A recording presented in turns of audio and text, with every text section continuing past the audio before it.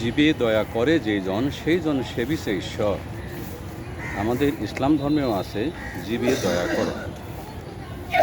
আপনারা যে এই যে কুকুরগুলো দেখতে পাচ্ছেন, এই কুকুরগুলো এত নিকৃষ্ট, এত অপবিত্র যে এই কুকুরের ছোঁয়া যদি আপনার কাপড়ে লাগে তাহলে আপনার নামাজ হবে না।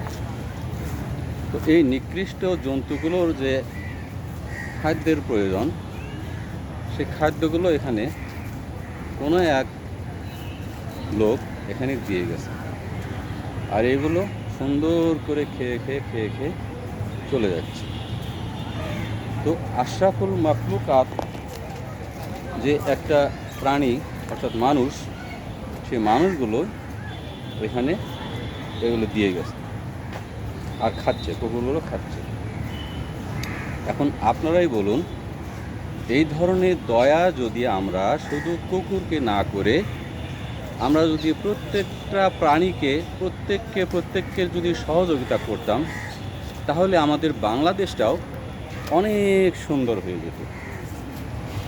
আব্দুল ওহাব, সাম্প্রতিক টিভি, রমনা পার্ক, ঢাকা।